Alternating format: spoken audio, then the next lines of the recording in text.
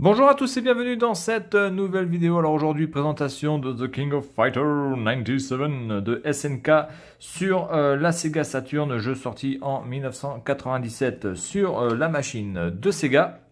Alors j'en profite aussi pour montrer cet accessoire parce que je voulais pas faire une vidéo uniquement pour ça. Voilà, donc une carte Golden Finger avec une memory card de 4 MB, 4 MB, 2 en 1. Alors le Golden Finger, je crois que c'est une sorte d'action replay. Donc ce que je vais faire, c'est que avant de lancer le jeu, je vais enclencher cette carte pour voir si on a un menu. Voilà, juste pour voir un petit peu à quoi ça ressemble. Et donc ici, vous avez une prise qui certainement servait à programmer les codes, si c'est un action replay, certainement à programmer les codes pour pouvoir débloquer certaines choses dans des jeux, ou peut-être, voire, hypothèse, transférer les données de la memory card sur l'ordinateur. Peut-être qu'on pouvait faire les deux, j'en sais rien. En tout cas, j'ai reçu ça, on va voir un petit peu à quoi ça ressemble. Alors, pour le jeu, alors je ne sais pas si je vais pouvoir y jouer parce que le CD est dans un état plus que moyen, vous pouvez le voir ici, très très abîmé. Alors sur la Saturn, j'ai rarement eu des problèmes de lecture. La Saturn est une console qui prend quand même les CD dans un état plus que moyen. Il faut bien reconnaître que par rapport à ça, la Saturn est une bonne console. Même à l'époque quand je l'avais, voilà, je traitais pas forcément les CD de très très bonne façon. Et j'ai rarement eu des problèmes de lecture de la Saturn. Hein. Donc voilà, par rapport à la PlayStation qui me semble être quand même un peu plus sensible sur les rayures que les CD pouvaient avoir. Bref, en tout cas, si la vidéo s'arrête là et que vous n'avez rien après, c'est que le CD n'aura pas été lu par ma machine. Voilà, donc présentation de cette notice. Alors notice plutôt bien foutue, plutôt complète qui explique certainement très très bien les choses. Bon, évidemment, c'est en japonais, mais voilà, avec surtout à la fin tous les persos et tous leurs mouvements. Donc ça va être quand même un petit plus aussi de tout avoir détaillé. Bon, généralement, c'est souvent le cas dans les jeux de fight. Hein, vous avez souvent les coups, voilà. Mais là, je trouve que c'est bien présenté puisque c'est par ligne et tout est bien indiqué. Moi, je suis pas très fan du high kick, low kick, high punch, low punch. Je suis pas très fan des HP, LP, LK, HK ou je sais pas quoi. C'est pas vraiment quelque chose qui m'aide vraiment à bien comprendre les coups. Là, vous avez directement A, X, voilà, les vrais boutons de la manette.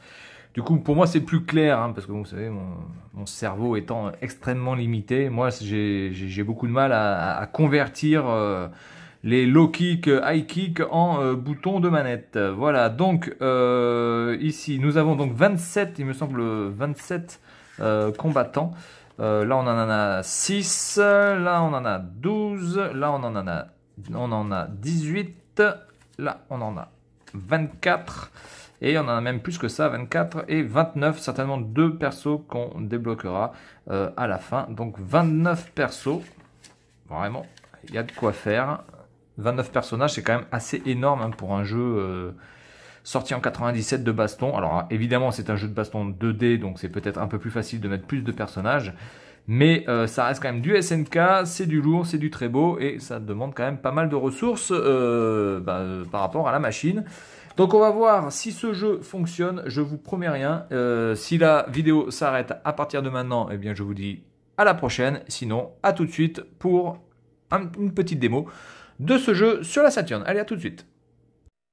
Bien, bonjour à tous pour ce test, enfin ce petite démo de King of Fighter 97. Donc j'ai essayé de mettre la cartouche Golden Finger, il ne s'est rien passé. Donc j'ai dû remettre ma bonne vieille cartouche Action Replay pour avoir les 4 mégas de RAM qui sont nécessaires pour faire fonctionner ce jeu. Allez, on va partir en single play. Je suis pas vraiment fan des matchs en team. Hein. Les team battle, c'est pas vraiment mon truc. Alors, on va aller en extra. Et on va choisir notre fameux Teddy. Donc évidemment, si vous voulez acheter ce jeu, il vous faut absolument une carte de 4 mégas pour pouvoir le faire fonctionner. Sinon, de toute façon, le jeu ne se lancera pas. Il me semble aussi qu'il y avait un pack qui était vendu, c'est-à-dire une carte de 4 mégas vendue avec le jeu directement, il me semble.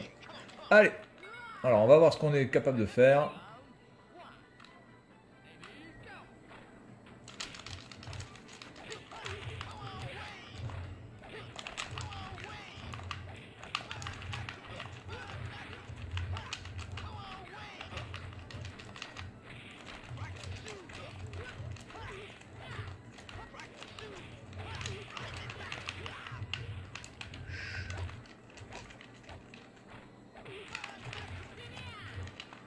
Oula, on m'a balancé là.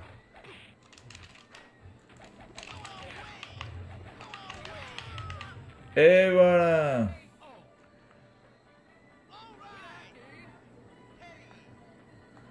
Bon, je galère quand même. Hein. En tout cas, il n'y a pas de ralentissement. Ça, c'est plutôt bien.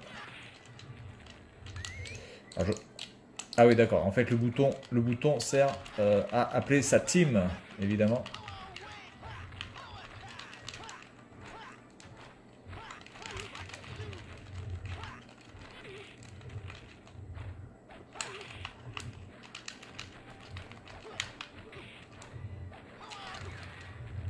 Merde.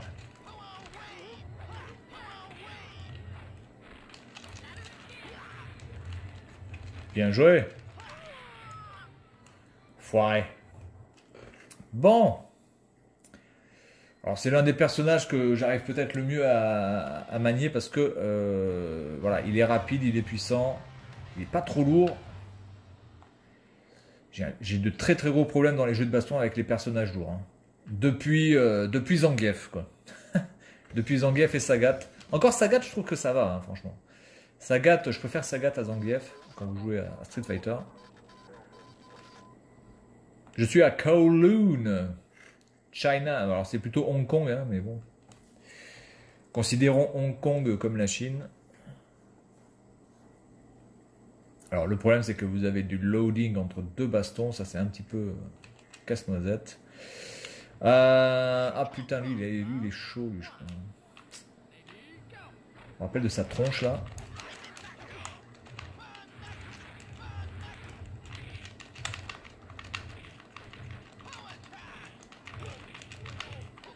Par contre, je sais pas comment on fait les chops.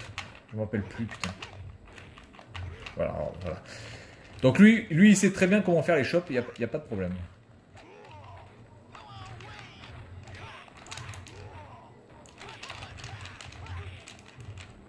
Ok.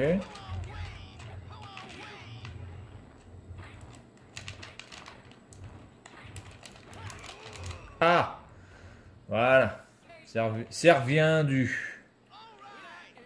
C'est reviendu. Alors là, je joue sans la notice. Hein. Je joue sans la notice. Là, je suis que uniquement dans mes souvenirs les plus fous.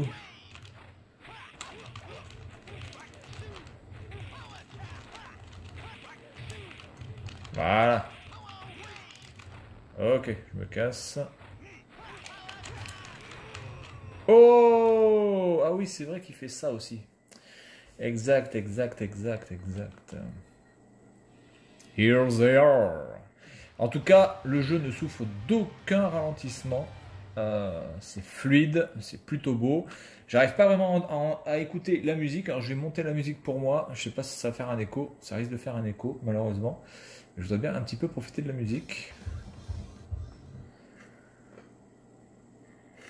Voilà, donc le seul problème vraiment que l'on peut noter dans ce truc, c'est les temps de chargement. Temps de chargement quand vous avez fini de battre votre adversaire. Et temps de chargement, le temps d'arriver à l'adversaire suivant. C'est vraiment le plus relou, on va dire. Sinon, le reste, il n'y a rien à dire, hein, c'est du très très bon. Il y a de la musique là. Regardez les animations derrière qui sont juste ouf, hein, quand même. Hein. Oula. Ouh.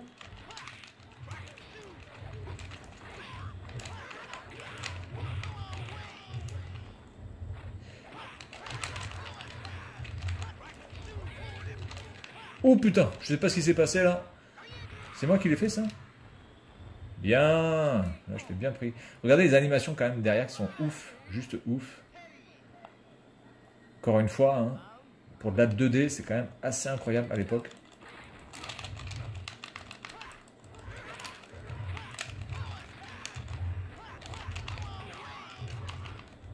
Donc il n'y a pas l'air d'avoir de la musique. Ça me paraît bizarre. Et voilà. Ah putain, j'ai oublié. Ah, j'ai pas pu le choper.